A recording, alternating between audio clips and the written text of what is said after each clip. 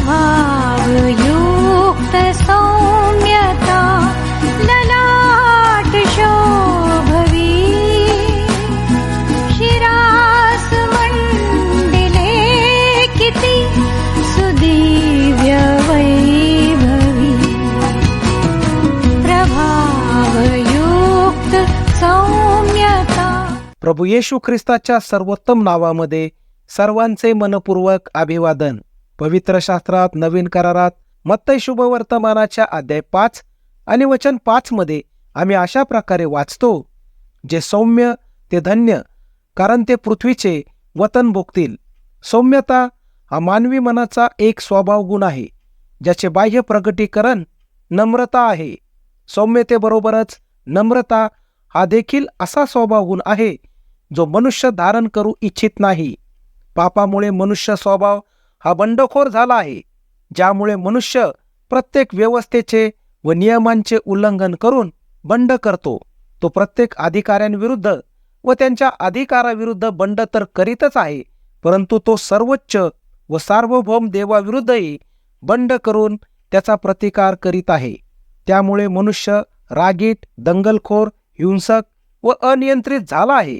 या पापाचा परिणाम मनुष्य हा देवाचा शत्रू झाला आहे आणि तो देवाच्या मार्गाचा सतत विरोध आणि प्रतिकार करतो.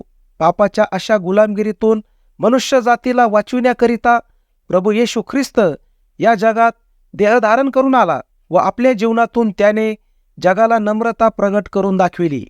त्याची निंदा होत असता त्याने उलट निंदा केली नाही.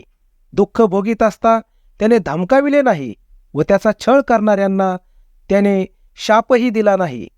तर त्याने त्यांच्याकरिता व जगातील प्रत्येक मनुष्यांच्या तारणाकरिता स्वतःला वधस्तंभावर अर्पण व यज्ञ म्हणून बलिदान दिले व पापाचा दंड त्याने सहन केला. तो मरण पावला व मरणातून पुन्हा तिसऱ्या दिवशी गौरवाने जिवंत झाला आहे. म्हणूनच जो कोणी प्रभू येशू ख्रिस्तावर त्यांच्या तारणाकरिता व पापांच्या क्षमेकरिता विश्वास ठेवतो, तो प्रभू येशू ख्रिस्ताद्वारे नम्र होतो. त्यामुळे तो स्वतःसाठी, त्याच्या कुटुंबासाठी आणि समाजासाठी खूपच उपयुक्त होतो. देव अशा या व्यक्तींवर प्रसन्न होतो व त्यांना येणाऱ्या युगात म्हणजेच प्रभू येशू ख्रिस्ताच्या देवाच्या राज्यात या पृथ्वीचे वतनदार म्हणून नियुक्त करतो.